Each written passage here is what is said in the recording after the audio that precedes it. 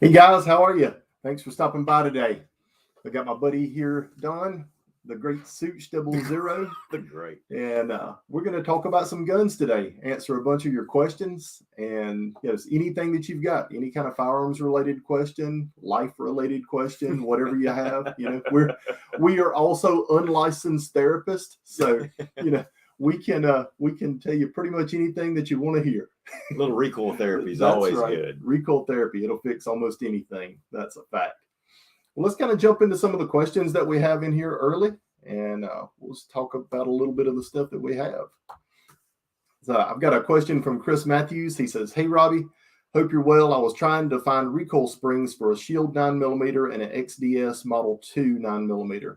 There are none to be found on either Smith & Wesson or Springfield's website.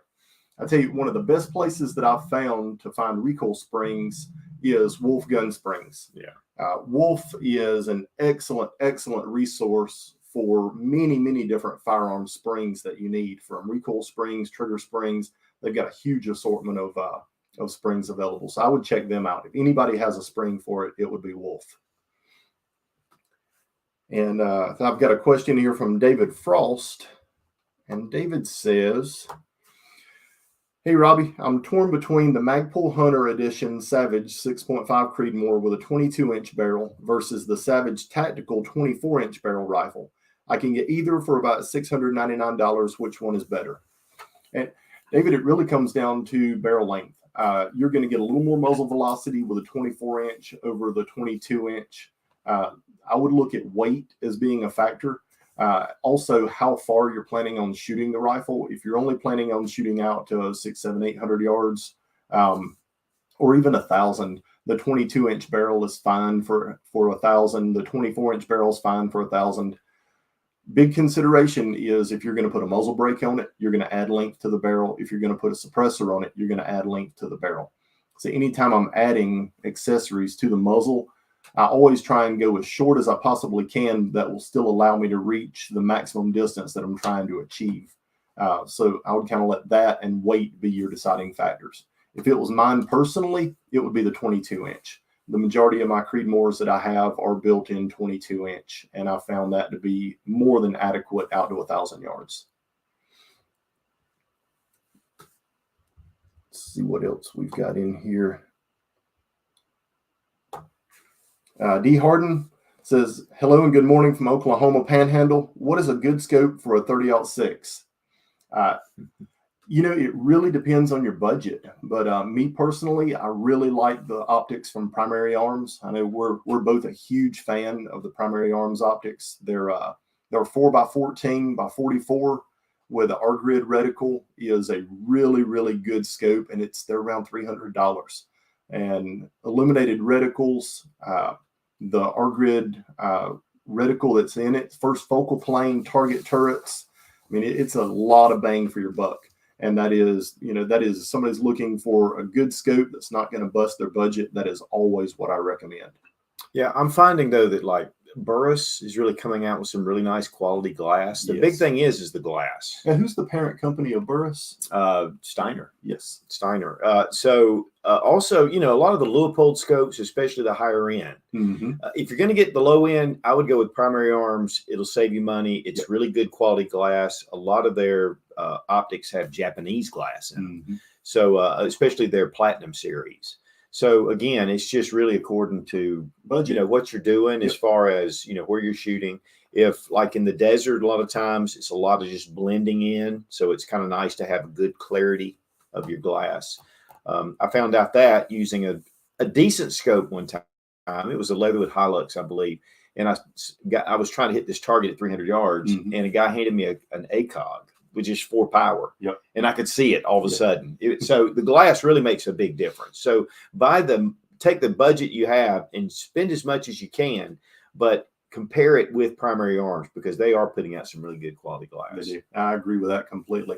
Glass clarity, optic clarity, and then the light gathering, the F factor of the optic, how much light it pulls in if you're going to use it for a hunting scope, will give you, the higher the F factor will give you more ability to be able to shoot early in the morning and late in the evening, just before sunrise and just after sunset.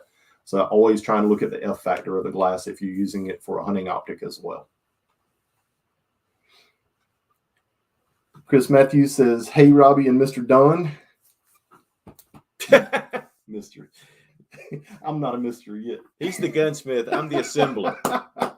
I'm here for the easy questions. Oh. D. Harden says, "Okay, thanks, guys." Collie Roberts says, "Hey, the Rock Island 10mm double stack A2 can barely rack it. What do you suggest?" Most of those guns are going to have a really, really heavy recoil spring in it, 22 to 24 pounds on the recoil spring. And then also you're going to have a 22 to 24 pound firing pin spring or mainspring in the gun. I normally reduce my mainspring down to 17 pounds. That's going to help out a lot. The recoil spring on the gun, you can run an 18 pound or a 20 pound. It kind of depending on the loads you're using. If you're using predominantly target loads, 180 grain or 200 grain stuff, an 18 pound spring is more than adequate with a 17 pound mainspring in the gun. You're not going to beat the gun up, wear anything out quickly. If you're shooting a little bit of underwood or some of your really hot plus P stuff in the 10mm, I would probably go with a 20 pound or a 22 pound spring, just so you don't beat the gun up. But if you're only using that intermittently, or if you're using it just as a defensive load and you're not really shooting it, stick with the 18 pound spring. It's going to help lighten things up quite a bit and make that slide a lot easier to rack. You remember those Delta Elites when they first came out? And they had the yes. double recoil springs, and my gosh, I mean, it was like you'd have to phone a friend to help you rack the slide. These things were awful. They were awful.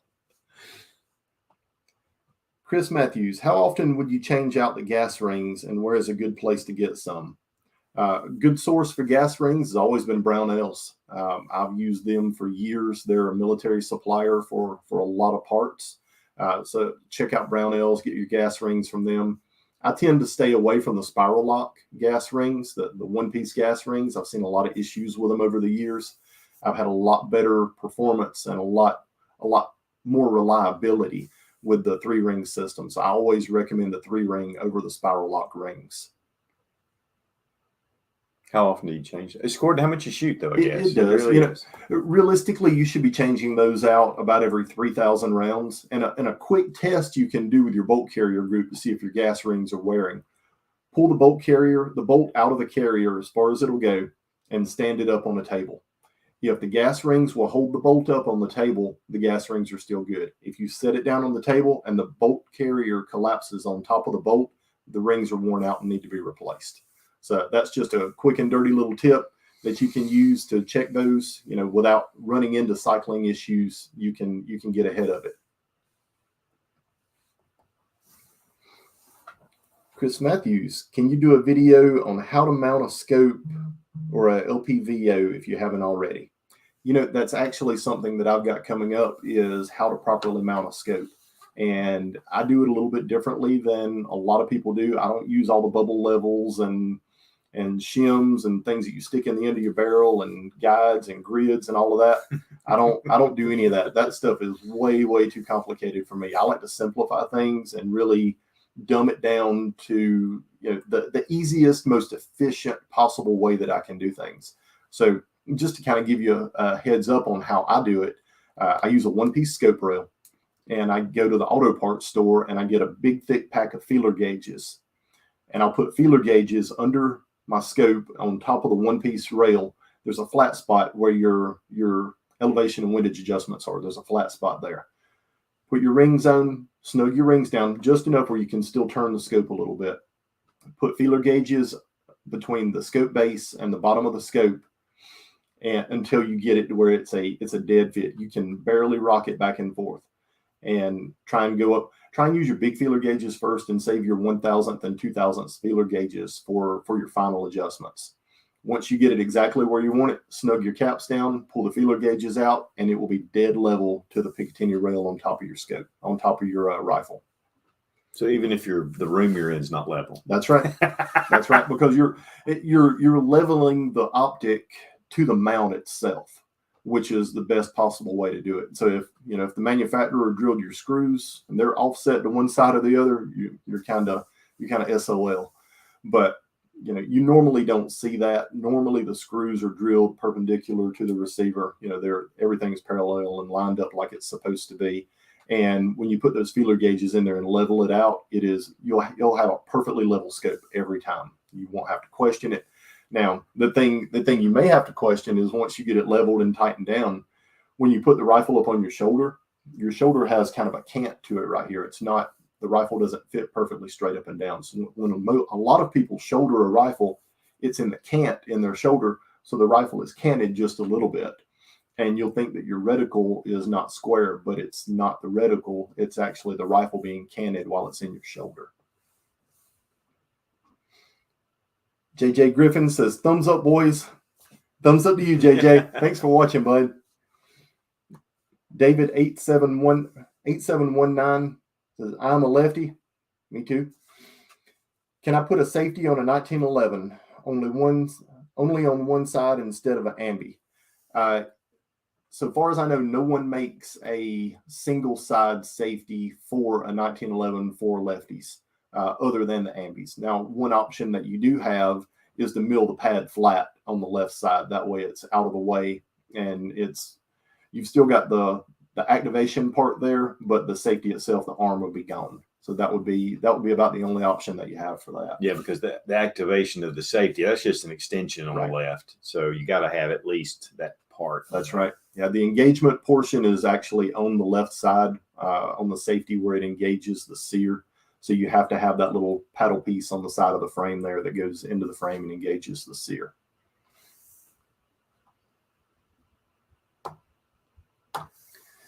JJ Griffin says, reload ammo for competition, light bullet, hot charge, or heavy bullet, light charge.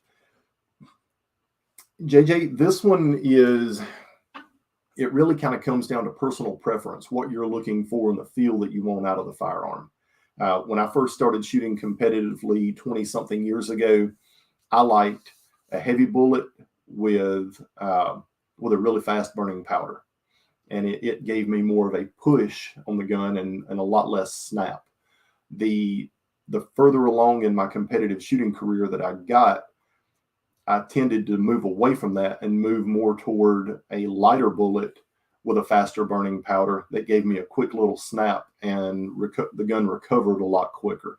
I noticed with the fast burning powder and a heavy bullet, the gun felt spongy or mushy, and I almost felt like I was waiting on the sights sometimes to drift back into the notch. And with the fast powder and a lighter bullet, the gun seemed to recover a lot quicker during the recoil impulse. It was harsher in the hand, but it recovered quicker, and I could pick the sights up faster for follow-up shots. So, that's one of those things that is, depending on where you are with your shooting ability right now, you may end up transitioning away from the heavier bullets and the fast powders to a lighter bullet with a fast powder. But either way, I still prefer a faster burning powder. I think the faster burning powder, you get less recoil with a faster powder than you do with a slower burning powder. You're using less volume, less powder. Right. So, like some of your really fast stuff like Universal Clays or Vitavori N320. There's a lot of those powders, the guys that shoot USPSA and IDPA use those powders for their 9mm and their 40 calibers if they're shooting major. Not so much for major 9. You have to go with a slower burning powder for that. But for your traditional loads that most people would use in their handguns, the faster burning powders tend to give you a quick snap, and the sights recover really quickly. So I would suggest, try and get a pound of a few different powders, some of the faster burning stuff, and try some bullet weights. If you're shooting 9mm, your 115s, your 125s, your 147s, and then some of the coated bullets that go up to 160 grains for 9mm. Overall length, I tend to load my stuff as long as I can load it. That'll still fit in the magazine. So most pistols, 1.150, 1.155 will fit in the majority of your magazines, with the exception of some of the CZs. Some of the CZs you have to load a little shorter. But for most firearms other than CZs, that's a good overall length that you can use that works really well. So I did bring out a few things today that that I wanted to show you guys. It's going to be a limited run that we'll have up on our website. And we've got some of our new triggers here. Put up here. Maybe you can see it. I should probably have grabbed a different color. That silver's not showing up well at all. Yeah, that's the bronze. Yep. The bronze with a red safety. And then here's the black with a red safety. We've got the silver with the red and then the gold with the red. So those will be up on the website later on today. If there's any of you out there that's looking for, kind of a limited edition trigger for your pistol, something that's a little different that nobody else has, we'll have those up on our website, wheatonarms.com, later on today. You guys can check that out. And those are for Glock. They are for Glock. And they're 3 and 4? Gen 1 through 4. Yep, Gen 1 through 4s. They're great triggers. Absolutely great triggers. And a lot of people ask me about when they buy a trigger, what the trigger pull weight's going to be when they replace their trigger and trigger bar. And the trigger and trigger bar, it doesn't really affect the pull weight, maybe a quarter pound or just a little more than that. The big thing that the trigger and trigger bar does is it completely changes the geometry of the shoe and how your finger fits on the trigger. And then it also smooths everything out. So you don't have the plastic shoe that flexes when you pull it. You don't have that safety on the factory Glock triggers that dig into your finger. Our safety's depressed flush in the trigger shoe. So it gives you a much more comfortable shoe for your finger to go on. And then everything on the trigger bar is mirror polished. So you get a really smooth function inside the gun as you're pulling the trigger. And they tend to shorten the reset on the guns as well. If you're wanting to lighten the trigger pull weight on your pistol, I normally recommend going with like our trigger pull kit number 1. That's a 3.5 pound reduced connector and then an extra power trigger return spring. And that's going to help to reduce your trigger pull down to 3.5 to 4 pounds without doing anything else other than just dropping the parts in. Which is easy enough. It is. It's very simple. So, and I've got some videos up that walk you through the process, how to install everything, and safety checks, which are very important. Right. Always, anytime you're altering your trigger mechanism, you always want to do safety checks. Right. Because that disconnect, that thing can sometimes not work right. It doesn't connect right. It can. That's right. There can be, tolerance stacking between, from frame to frame, different frame manufacturers, especially some of the 80% stuff, some of the aftermarket Glock style frames that are out there, there can be tolerance stacking with it, where you don't have enough cruciform to striker engagement. So you always want to check those things and make sure that you've got enough engagement and that your striker safety in the slide, when you pull the trigger to the rear, that the safety stops the trigger before it reaches the striker safety. Right. That's not being depressed.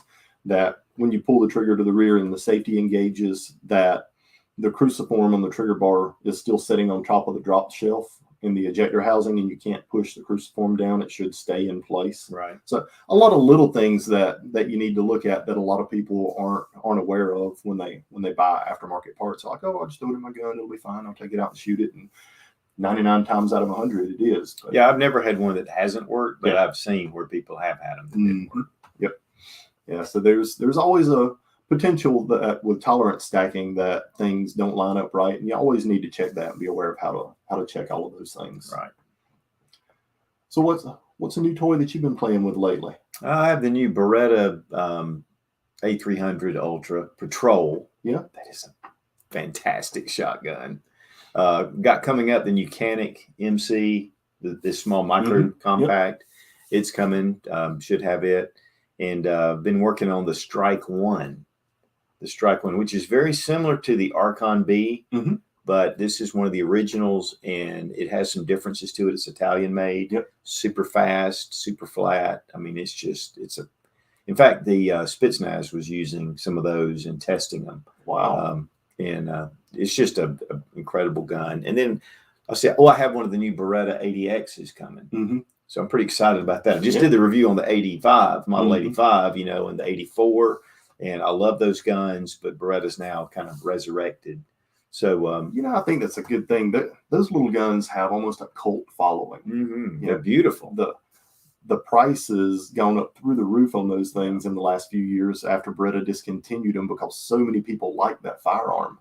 We know they had a lot of police trade-ins coming in from Italian police, and they're usually in really good shape. And that's where I got the 85. It was from Atlantic Firearms, I believe. I just happened, and this is the thing, I got an email saying, Beretta 85, and I clicked on it immediately and got it. And then within just a little while, those things were gone. So great thing about surplus is, on a lot of these guns is used to be, they'd have a big shipment coming in. Now they're coming in small little lots, and they don't last long. And the prices are not anywhere near what they used to be. Yeah. So unfortunately, but the value is there. And if that's what you want, it's a good time to grab one. Yep, for sure. And they're such nice little pistols. They fit your hand well. They point well. Extremely flat shooting. It's like they took a Beretta Model 92 and chopped it down and made it. They used that machine, Honey, I Shrunk the Kids. They did. Just a little bit. They were gone. They're great little guns. It's really nice to see 380 kind of coming back. We had the Ruger, and we've had a number of different 380 pistols. Well, the Ruger LCP Max. I mean, it's got 10 rounds in that little tiny thing, and it's more shootable. And then, of course, the Ruger Security 380. That's a larger pistol, but great for female shooters, especially. They want to carry something that's effective and gives them a good round capacity with those little bit larger pistols. So I think and those that are just recoil sensitive. I mean, still one of my personal favorites is the Smith & Wesson EZ 380. Oh yeah, that is. And then the SIG P238, another great one. Yes, you're down on magazine capacity a little bit because it's a single stack compared to some of your other 380s that are out there now. But both of those the slides are super easy to rack. They're incredibly accurate. Well, my mom, that's what she has, a P3 238. And that was one of the big deciding factors because she has some arthritis. I mean, she's now 80 and, pulling that slide back, she could not pull the trigger on a double action revolver or a lot of other guns. So this just gave her a small option. And that slide coming back was really the game changer. But, the EZs, the Smith & Wesson EZs are fantastic. Yes, they are. That new equalizer is just awesome. I can't wait to play with that one. You need to play with that one. I'm looking forward to it. So I have a question here from Joey Guerin. He says, I have a Glock 26 Gen 5. Can you do the MOS cut on the slide so I can direct mount the Holosun SCS? Yes, we can. We can mill the slide on that and refinish it and everything. Mount your SCS to it. Backup iron sights. If you want to shoot me an email, Robbie, Robbie, at wheatonarms.com. I can give you all the particulars and details about what you need to do to get that shipped to us and the turnaround and everything. You do a lot of those. I do. He does a lot of those. I think I've got 35 or 40 to do this week. Wow. And more coming in. But keeps them out of trouble. It does. It does. It keeps me out of mama's hair. I'm not aggravating her too much. And keeps everybody happy. Yeah. That's a good thing. Justin Collier, rock on, dude. Can't repeat what you said, but yes, sir. Chris Matthews, did they make an AK magazine vice block for working on an AR hybrid? I have not seen one. You can kind of retro the AR-15 one to it. But I don't know if I would use the AR-15 one to torque buffer tubes and stuff like that. But I really don't know the answer to that. I would probably the first place I would look would be Brownells or Midway USA. Yeah, if anybody has one commercially available, it would be one of those two. And then also just your good old Google search and see if any smaller companies offer a Delrin block specifically for those. It may be something that like Century Arms with their Mutant that they may offer a magazine block for that as well for being able to work on it. That CMMG makes the Mutant. Yes, that's right. And then of course Palmetto State Armory with their KS-47. I mean, there are some options that are more popular now. So it could. I remember finding an AK block, and I was like all excited about that. Because blocks are just fantastic to put in a vise and really usable. So, but that was a good question. I haven't heard anything. That's a stumper on that. On that one. You got us.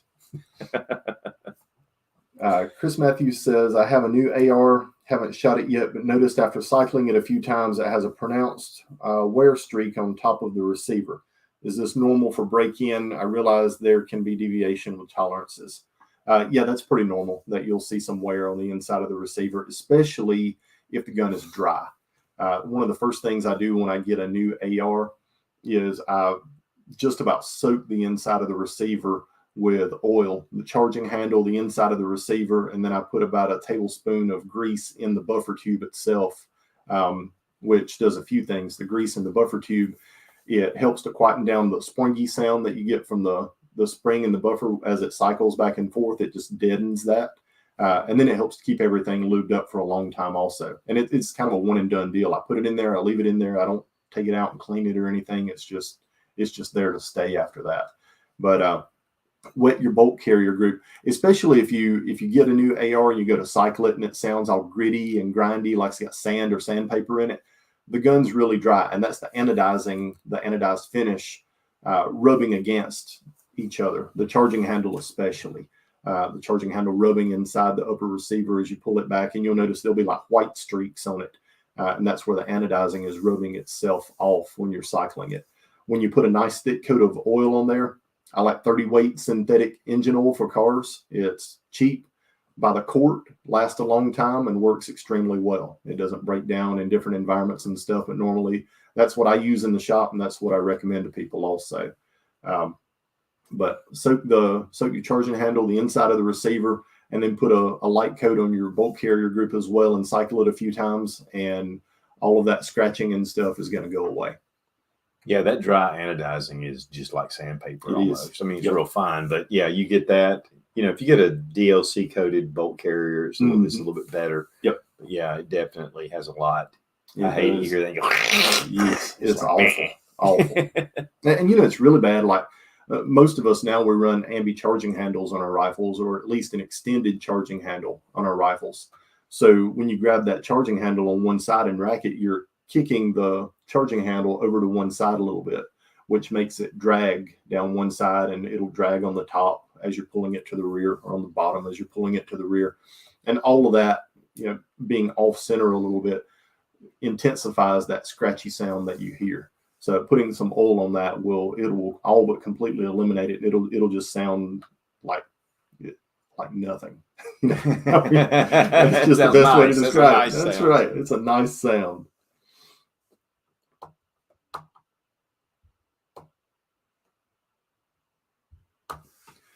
Gerald Black says, do you know of anyone in the South Carolina area having backup gun matches? Yeah, backup gun or bug gun matches. Up here in the upstate, the Greenville Gun Club has some of those. The Belton Gun Club has some of those.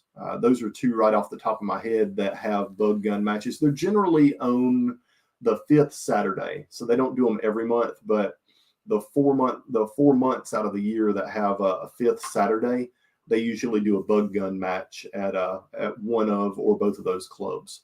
Other parts of the state I'm not sure about, but here in the upstate, those are a couple that I know for sure. Yeah, and going to your local range, a lot of times, they're wanting to generate different things, and so that's a good source. Another one, a lot of your indoor ranges have bug gun matches too. Sharpshooters Indoor Range in Greenville, they have bug gun matches there pretty regularly. So you can hop on their website and look at their calendar, or give those guys a call, and they should be able to point you in the right direction when they're going to have their next bug gun match. You always got to have your bug gun. You do. Absolutely.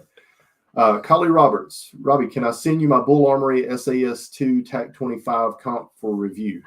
Yes, you can.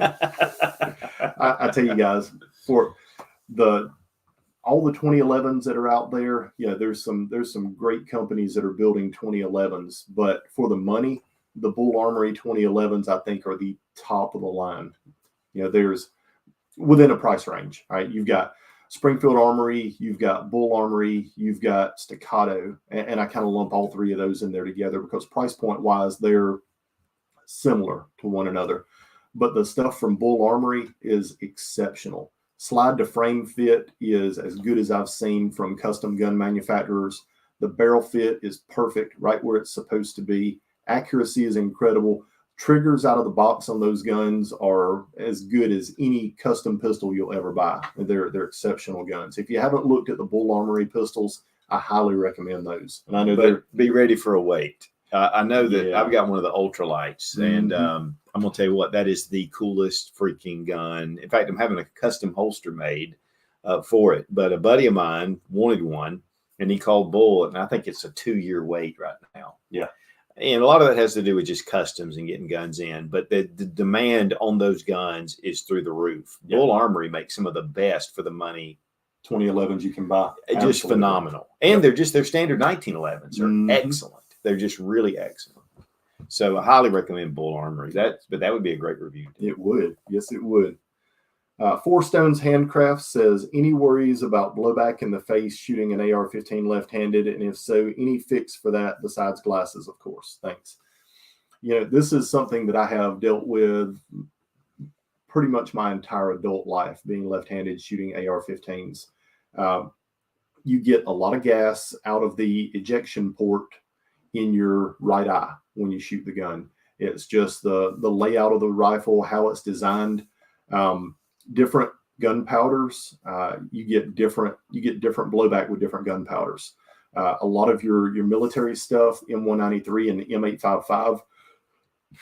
Excuse me, my goodness, that was supposed to be gone before we started. But a lot of your gunpowders, M855, M193, to me are some of the worst. You get, I don't know what kind of powder it is, what kind of ball powder it is that they use, but it's like just blowing CS gas in my eyes every time I shoot those things with M855 and M193. It just makes me cry every time I shoot it, even with safety glasses on. Throw a suppressor on, suppressors are even worse. There's all kinds of gas buster charging handles and adjustable gas blocks and gas tubes and gas keys and all kind of stuff you can do to dial back the gas on the gun some. But for us lefties, none of that really helps because we're getting the gas in our eye out of the ejection port and not from other places in the gun. So the best advice that I could give you is, if you reload, try and find a powder that is not quite as acidic, I guess would be maybe the best word for it, that doesn't burn your eye when you get that gas back in your face. Or maybe, go to buy some different type, right, and just see, because, there are definitely cleaner powders, yes, that are being used by manufacturers. PMC Bronze is a good one. That one doesn't gas me really bad. Federal American Eagle, 55 grain stuff works really well. If you reload, Ramshot Tack or Hodgdon Varget are great powders that don't gas you in the face really bad and make you cry. But those would be some recommendations that I have for you. Justin Collier, haha, Canadian here. I run your triggers in both my 19 and 19X. Wouldn't trade an hour anything. Already have your barrel and recoil spring assembly in the 19 with just a polished job and a disconnector. That's awesome, bud. I'm glad that you're enjoying it. And I'll tell you guys, our triggers are like Doritos. If you got more than one Glock, you cannot buy just one of our triggers. No. I promise you, you will. You get that first one, you're going to be back on the phone calling and ordering more. Those things are incredible. They are. They're the best aftermarket Glock trigger on the market, bar none. I mean, they're just fantastic. Now, have you tried the new Glock trigger? I have not. I haven't either. I haven't been able to get one yet. I saw one of my distributors had them in stock today. No. But I was shocked at the sticker price for basically an OEM trigger. Yeah. I didn't even look at what retail was, but their wholesale prices are about the same as our wholesale prices. So I'm guessing their retail prices are about the same as well. Wow. For just an OEM trigger. Mm-hmm. I've heard some good things, but I haven't had a chance yet, but I'm looking forward to it. Yeah, that's definitely one that I want to try out and see what the differences are, other than just a little plastic flat shoe that they did. Justin Collier, in each 2.5-3 pounds all day long, safe, no springs molested. Yeah, and that's for me. If I'm doing a trigger job on a pistol for someone, the one spring that I don't like to replace in a Glock, especially striker fired pistols, is the striker spring. The striker spring, you have to have that inertia to be able to reliably ignite your primers. And there's guys, I know guys that run 2.5 pound striker springs in their gun, and they complain when they get a light primer strike. And I'm like, there's your sign. You know, you got to have more recoil. You got to have more striker spring strength than that for reliability, especially if you're using mixed primers and stuff. If you're just shooting federal primers are a little bit softer, and you can always run a little lighter spring with those, you know, to cut a few. But the striker spring, you're only losing a few ounces off your trigger pull anyway. It's not a significant amount. So stick with the stock 6-pound striker spring in your gun for reliability. Change out the trigger components, the bar, the shoe, the connector, the trigger return spring. And that's going to give you a great trigger pull with a short reset. And you're still going to have the reliability that, you know, we all come to expect with our Glocks. Four Stones Handcraft says, thanks. I'm thinking of making a deflector out of Kydex. That'll be interesting. You have to send me some pictures of it after you get it made. I'd like to see that. And Desert 1776. As a lefty, I bought a Stag Arms AR-15. So nice not having the casings fly out on the left side and not across my face. Yeah, no kidding. You know, a lot of people love the Stag left-handed eject rifles. I am not one of them. Really? Not one of them. No, I am so left eye dominant that, and I shoot both eyes open, whether I'm using optics or red dot or iron sights. I shoot both eyes open. But for me, I'm so left eye dominant that with a left-hand eject rifle, my eye picks up the brass every time it comes out, and it's distracting to me. But when I'm with a right-hand eject rifle, I never see it.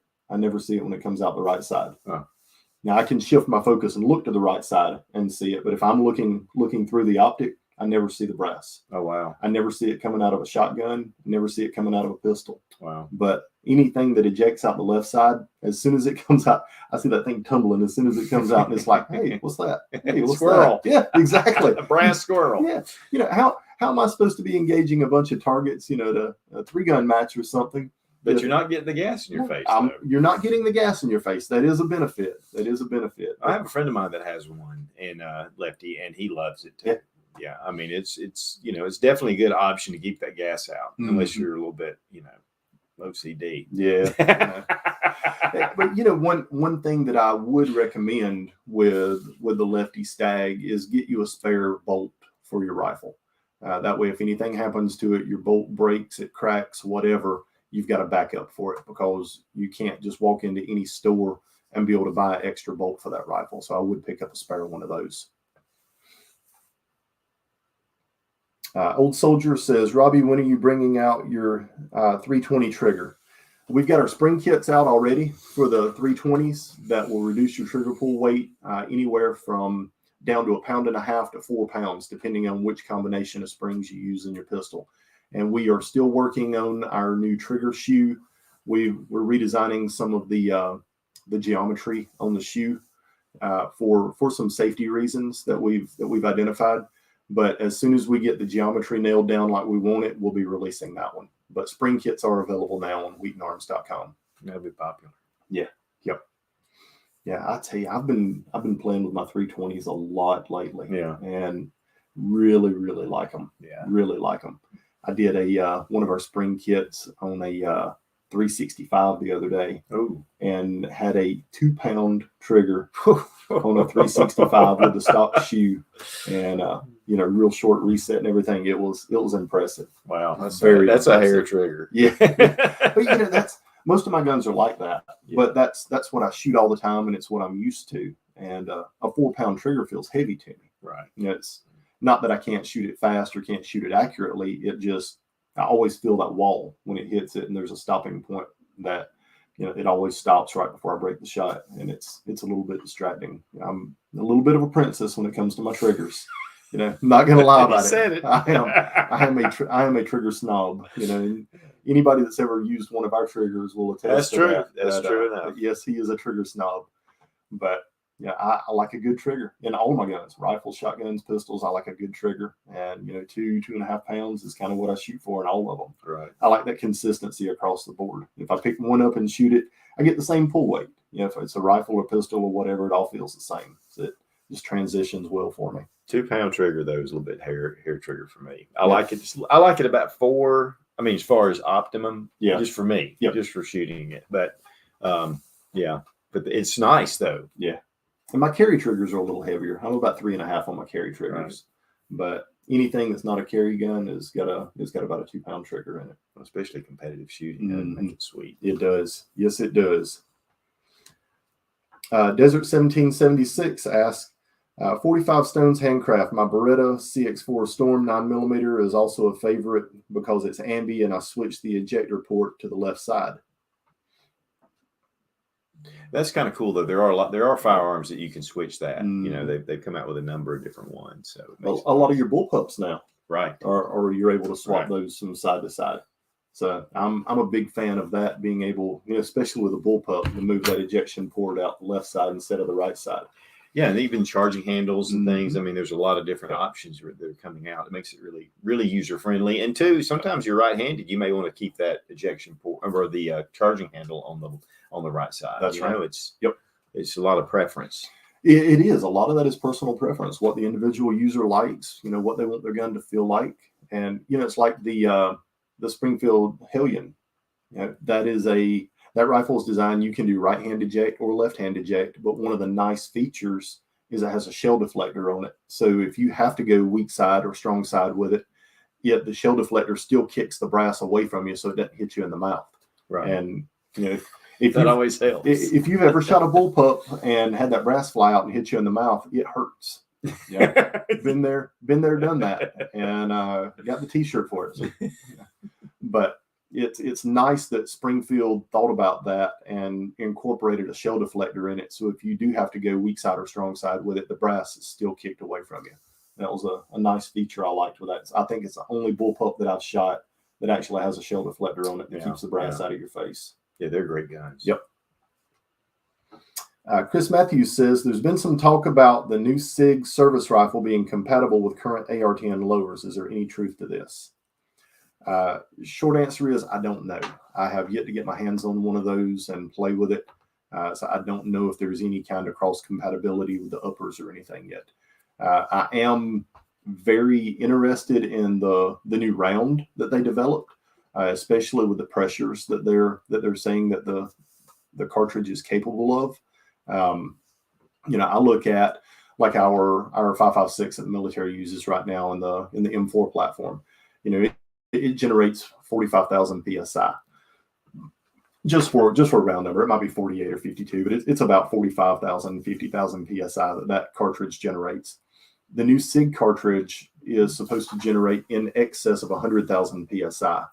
That is a ton of pressure that cartridge is producing, and that pressure is going to create heat, which is also going to create barrel wear. All right. So I'm really curious to see, with the kind of pressures that they're talking about, this new cartridge is going to get, what barrel life or service life of the barrels are going to be with that round. Well, the recoil is more excessive than, that was one of the big things, being able to really handle, right, especially multiple rounds being fired. We'll see. Yeah, that's there's still a lot of what ifs with that round and with that rifle. That a lot of questions that still are yet to be answered. So I'd love to be able to get my hands on one, the ammunition, and do like a long-term torture test with it to see what kind of barrel life you would get before you start seeing a degradation in accuracy. But SIG hadn't offered to ship me one in 20,000 rounds yet. So just saying, SIG, if you're watching, hey, I'll send you my number. SIG will be right on that. I'm sure they will. Collie Roberts. Robbie, I spoke with you in detail on the phone about Bull Armory last year. I was getting impatient waiting on one to come available and was going to purchase a P80. You told me to be patient. Yeah, I would be patient on one of those. It's worth the wait. They're a lot of if you do some searching online, you can find them online. I had a customer call me last week from North Carolina, and one of his dealers up there had two of the lightweight ones like you've got. Wow. In stock. Wow. And he bought both of them. I don't blame him. He was like, I'll end up selling one of them more than likely. He was like, but the price was good and I couldn't pass them up. So I picked up both of them. Those things are awesome. Yep. Collie Roberts. Now I have the SAS2 TAC 4.25 comp, 3.25 SAS2 ultralight comp, and Bull Armory Commander. It's worth the wait, isn't it? you stuck it out, waited, and got them. And I remember talking to you about it after you got one of them, and you were telling me how impressed you were with it, that it was a great recommendation. So that's, guys, you won't go wrong with a Bull Armory. They are incredible pistols. Incredible pistols. So, what you've been playing with any new optics lately? I did have the Burris. What was that? The Eliminator 5. Mm-hmm. Now that is a pretty phenomenal scope. Yeah. And we worked on that one. Mm-hmm. And with just the push of a button, yep.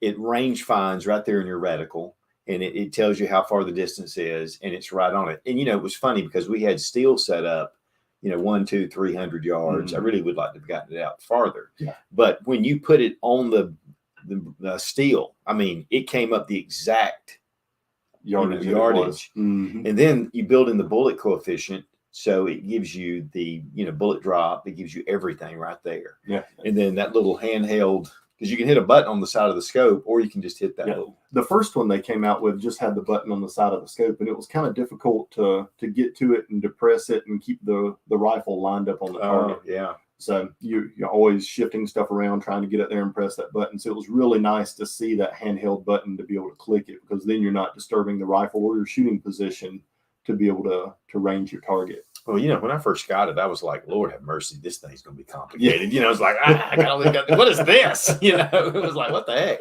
And I'd heard good things about their original series. So, I was really excited, but then you've got to figure out, your ammunition, the bullet, bullet coefficient, blah, blah, blah. And I'm like, good night. I got on their website. You go to one place and you were just clicking, and it would took about 5 minutes or less. Yeah. It's like click, click, click. Oh, there it is. Mm-hmm. And it's programmed. And so it's just a really cool optic. And I think Burris has really kind of stepped it up on a lot of their different optics like that. So I've just been having that. Now, again, Primary Arms guys for a medium price, or medium quality scope. They're not the super high end. They are making those some really nice premium glass. They are. I actually got an email from them this morning about some pre-orders that are available on some new glass that they're getting ready to release, some premium stuff they're getting ready to release. It's really good. But I think the Platinum series, it rivals about anything, honestly. But the prices on the Platinums though get up to about $1,000. Right. So it's not an inexpensive investment, but it's still half the price of like a Vortex Razor. Yeah, or Steiner or whatever. You start getting up to those. Yeah, Loophole Mark 5s. Right. You're still half the price of any of that. So it's still, when you put it into comparison with a lot of the other premium optics that are out there, it's still a heck of a value. Right. So I'm a big fan, and too, Holosun as far as red dots. Mm-hmm. I mean, they are taking over the freaking market. And one of the things about it is like your SIG sights. Mm-hmm. They're made by Holosun. Yeah. Even your Primary Arms red dots are made by Holosun. Holosun is really, I had a buddy of mine that came over to the house last night, and he had one of the Glock 47s, and he had one of the Holosun, I think it was maybe the 507K, or it was one of the new ones, the real thin ones. Mm-hmm. And I mean, it was so flush with the slide. That's the SCS. Yes, it is. It is the SCS. And it was just, it looked just like it perfectly fit on that gun. Mm-hmm. Cocking serrations made into the side cocking of it. serrations on the mount. So, and it was a direct mount for the MLS cut. No plates or anything, Mm-hmm. and that's one bane for those is getting those polymer plates or whatever they can pop. Snap. Well, and that sight is thin enough that you can use the OEM sights with it. You don't have to have taller suppressor height sights, which I thought was a really, really nice feature with that. You're able to use your OEM sights, OEM height sights, so you don't have to get a funky holster that's got a big sight tunnel. Yeah, and I don't, the one thing about it with especially concealed carry, when I'm carrying, I like it to be as trim and slim and just balanced. And I mean, sometimes I have the suppressor height sights, on certain ones, but honestly, it's kind of like, ugh. But, it does give you that option to be able to co-witness with a lot of your other sites. But, well, there's a lot of different options with co-witness sites as well. You've got your, what they call a lower 1/3, which are only about 80 thousandths or so taller than the factory height sights. Right. So they're, not huge and obtrusive like a lot of them. And then you've got your 1/2 co-witness, which basically brings your iron sights up to the center of your lens on your sight, and those can be 500 or 550 thousandths tall, over a half an inch tall on your front sight. And I always tend to stay away from that. I want something that's low, unobtrusive, stays out of the way. It's there if I need it, but it's just kind of resting down there in the bottom third of the lens and not blocking any of my field of view or anything. Right. But if you're pulling on a suppressor, it's according to the diameter of the suppressor. So, there's some factors there. Mm-hmm. And that's the beautiful thing is there are so many options. They are. I mean, yep. Guys, I say this a lot, we live in the golden age of firearms. And a lot of people are like, well, ain't nothing changed really. Ain't nothing. Yeah, I mean, it is. The incremental changes, it takes time. It does. It's like Glock. Every time I bring a Glock out, like even the Gen 5, it was like, they're not innovative. It's the iPhone and blah, blah, blah, blah, blah. And, the fact is there were 38 changes to the Gen 5 from the Gen 4 internally. And so, they're doing things. But, I was at PSA the other day. It was a couple of weeks ago. And one of the managers came up and he goes, there ain't no new innovation. There ain't no. And I was like, well, the Smith & Wesson, their new 5.7 and that barrel, that Tempo barrel system is like cool. And then the Rock Island Armory, that holds that 5.0. My gosh, and then of course we talked to Fred Craig, had a great conversation, and there's a lot more coming. So I think, if you see something drastic, it typically is a flash in the pan because it hasn't really been tested. It's just those incremental. It's kind of like music. When music comes out, and then they'll be inspired by a little bit different music. And before long, you have a whole nother genre of music, but it was all inspired. And I think it's the same thing with guns. Well, think about red dot sights. The perfect example. Back in the 90s, you had the Tasco Pro Point. Yeah. Early 90s, Tasco Pro Point, and then Seymour came out with their Railway, which was really the first handgun mounted sight that was durable enough to survive, tens of thousands of rounds on a handgun. Right. But it was big. I mean, the Seymour was huge. I mean, it's like 4 inches long. Yeah. And there's a ton of guys that shoot USPSA and 3-gun in open division today that still use that sight because it's so robust and durable. And people, cross compatible, they use it on ARs and other things for backup sights as well. But, that was the early 90s. Now here we are 30 years later, and our red dots have progressed to the point that you can bolt them straight to the slide and they're survivable. They'll run for tens of thousands of rounds. Right. Speaking of, I finally had to replace the battery in my Holosun on my everyday carry. Oh, really? Week. Yep. Yeah. I pull it out and check it every now and then. And I pulled it out and looked at it, and I've got one of the ACSS reticles in it from Primary Arms, and it's got a little chevron and then the big circle. Well, I pulled it out and looked at it, and I couldn't see the big circle. And I was like, where's my big circle at? So I'm pushing all these, I thought I'd poked a button somewhere and turned it off or whatever. So I'm pushing all these buttons on it and everything, and nothing. And I'm sitting there looking at it. And now this thing, it's got the solar panel to charge it on top, but it stays in the dark most of the time. Right. Well, even when you're carrying it, you got it under your shirt. Under my shirt, or it's in the console of the car, the glove compartment of the car, or nightstand or whatever, but it spends more time in the dark than it does in the light. And got it out in the sunlight, and after about 5 minutes or so, the circle started coming back. And as soon as I got back where it was kind of darker, it went away again. Solar was picking it up. Yep. And it did. So I was like, all right, and that thing's probably 3 years old. Wow. At least. Wow. So I stuck a new battery in it and it was good to go again.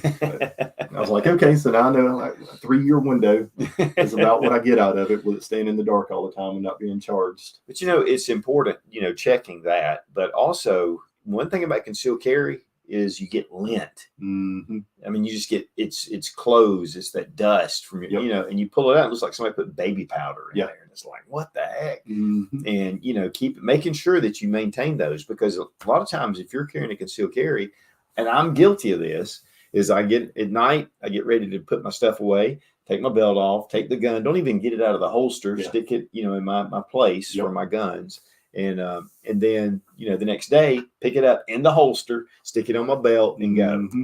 And, it's always good to do a check, and you just need to get into that routine. That's right. And looking for your red dot, looking to make sure the safety's on, if you're wearing, like right now, I've got one of the Smith & Wesson CSX, where, I know you did a little work on the trigger on that one. Yeah. The trigger wasn't all that great. And Robbie actually, when he had it for review, he fixed it. So I've been carrying it. I just love it. I don't know what it is about it. It's a nice shooting little pistol. It really is. And, but the thing is sometimes there was one day at night I came in and I cleared the gun, which I don't typically do.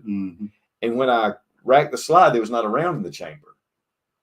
All day I was going without a round in the chamber, which, okay, I could have racked it, but I was thinking there was a round in the chamber. And for some reason, I had taken the round out. Yeah. And so, it's just good. You just sometimes never know. So it's really good to do that press check. A little sanity check just to make sure. Absolutely. Yeah. And, it's like I got a can of compressed air in my desk drawer. Yeah. And, I'll once a week or so, if I'm in the office, I'll pull it out, blow it out with the compressed air just to blow the lint out of it. Or if I'm at the shop, I'll get the airline and just blow it out with the airline just to blow the dust out of it. But it's a quick and easy clean, just to blow your optic out and blow the dust out of the gun itself and then back in the holster. Yeah, I use those too because those things are great. But it's funny. I had a buddy of mine that he let me borrow one of his pistols one time for review, and I was doing a number of really small 380s, and he had been carrying this thing 2 or 3 years, and he said, "Nate, I'll let you borrow it." And I said, "Okay, great." And it was a little Kel-Tec P380, and went down to the range with it, and I had the other ones, started to shoot it, got one round, the thing just jammed. And I was like, what the heck? Did it again, jammed. I looked at it, it was full of lint. I told him later, I said, dude, if you would have had to have used this, you would have been in trouble. Yeah. And so, it was funny because he mentioned something, this has been about 3 or 4 years ago, and he mentioned something to me the other day about it. But, it's, because he said, man, I really need to check that. So make sure you just check, especially if you're carrying one pistol a lot, is take time to just stop and check it out. And some of you guys, though, I know you clear your weapon, you check it, you clean it every time. But some of us guys don't do that. No. And I carry a lot of different pistols. Yeah. And I'm like a woman with her pocketbooks. I'll get up and just feel like I want a different flavor that day and grab a different one to carry. And so I'm not relying on that one pistol that I carry every single day. So a lot of times I don't get that lint buildup that you would because I rotate my stuff out so much and carry so many different guns. But if I was carrying one gun all day, every day, that thing would get checked once a week. Everything would get blown out. Well, it's funny for me. I get into the rhythms and I was carrying a Springfield Armory EMP 9mm. 9 or 10 rounds or 9 rounds, I think, in this magazine. It's a little bit larger pistol. I was carrying that thing for a while. I was carrying the SIG P365 XL for a long time. Yeah. And so, it's like all of a sudden I'll go, I'm going to try this. And I'll end up carrying it. Just like the CSX. I've been carrying it now for about a month every day. And I'll get ready. And I have like a number of different concealed carry options, in my I have a little place. Yeah. But I have this place, set out. And sometimes I'm like, I'm just going to do this. I came across my CZ Rammy a while back. And I was like, I started carrying it, just out of nowhere. Yeah. So, but, again, a lot of you guys carry, one gun. It's the gun you depend on. There's some consistency that really makes it a smart move in some ways. As far as Robbie and I, we shoot so much and so many different guns already. So, I can carry a Glock G43X and carry it and then switch to the CSX with the safety and be able to deal with it because we deal with so many guns. And like with me, I've carried 1911s or 1911 style pistols for going on 30 years now. Right. And my natural draw stroke when the pistol comes out of the holster is to swipe down for the safety. And it doesn't matter if I carry a Glock or if I carry a 1911 or whatever. When the pistol comes out of the holster, the way my thumbs naturally go, they naturally push down on the side of the slide where the safety would be. Right. And but you remember habit. When we did, it was one of the first videos we did. I do remember. And we were doing some training, and I just decided for some reason I was going to bring the Beretta, the Model 92, the Model 92 out. Yep. And so, when you hit that decocker, it not only just decocks, it puts it on safety. That's right. So every time you draw it, you've got to disengage the safety. Man, I had so much trouble with that. And getting the G safety that automatically goes is definitely a plus. But I think I actually had the F, and they didn't make it for the G or whatever. And it was very eye opening. And in fact, I was at a gun shop the next week, and a guy was looking at an I2F, and he was talking to the guy. And after they talked for a few minutes, I just came up because he was looking at a couple of different guns. And I said, let me just say this. If you're going to get this, train to disengage that safety. That's right. I said, that's the only thing about that one. And, it's lessons learned. It is. And luckily it was a lesson learned on a square range and not in real life. Right. You pick that thing up and click, and your brain kind of goes dead. Then you go dead. Yep, that's right. Possibly. Exactly right. Couple other questions. Have me or Sootch had a chance to try out Maven Optics? I have not tried I have a pair of their binoculars, and they are excellent. They are well made. They're excellent clear glass. I mean, they're just good. They're good optics. And I've had those for probably 5-6 years. Yeah, so, I have not played with any of their optics, so I can't give you an opinion on those. From what I experienced, the glass anyway is really clear. They're very sturdy. Believe me, I can tear it up.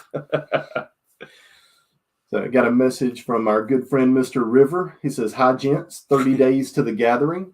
So if those of you are out there and not familiar with that, Pelham State Armory is hosting an event at Clinton House called The Gathering in about a month from now.